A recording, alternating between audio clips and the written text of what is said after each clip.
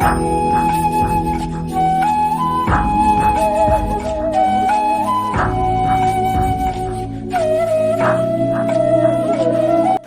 एक बार शंकर जी और पार्वती जी घूमने निकले तो रास्ते में उन्होंने देखा कि कई बच्चे तालाब में तैर रहे हैं, लेकिन एक बच्चा उदास मुद्रा में बैठा हुआ है।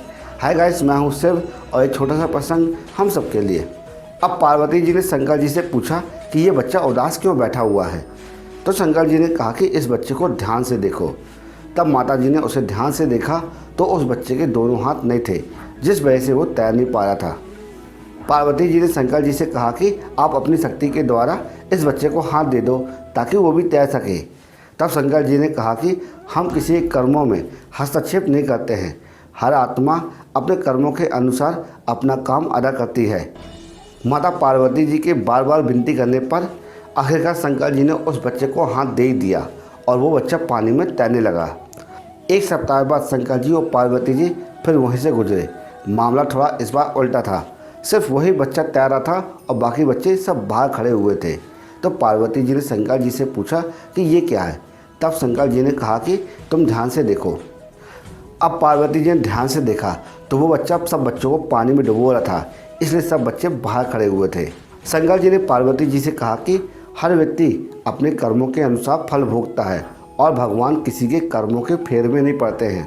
शंकर जी ने पार्वती जी से कहा कि उसने पिछले जन्म में यही काम किया, इसलिए उसके हाथ नहीं थे और हाथ मिलने पर वो पुनः दूसरों को हानि पहुंचाने लगा।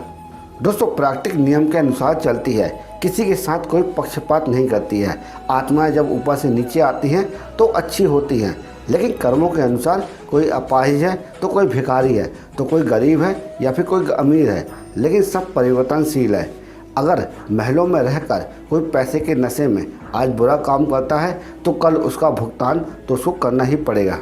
दोस्तों, अगर हम अपना वर्तमान सुधार लें और वर्तमान में अच्छे काम करें, दूसरों की मदद करें, किसी के साथ बुरा ना करें, तो आने वाला हमारा भविष्य बहुत अच्छा होगा।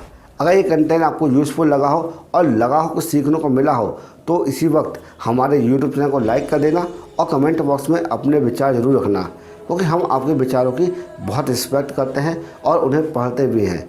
अगर आप हमारे YouTube चैनल से जुड़े हैं तो हमारे कम्युनिटी में जाएं और वहाँ पर अच्छे अच्छे लेख पढ़ें, क्योंकि हम आपके लिए बहुत प्यारी प्यारी अच्छी इन्फॉर्मेशन अपने कम्युनिटी में डालते रहते हैं। तो वहाँ पर जाइए और पढ़िए।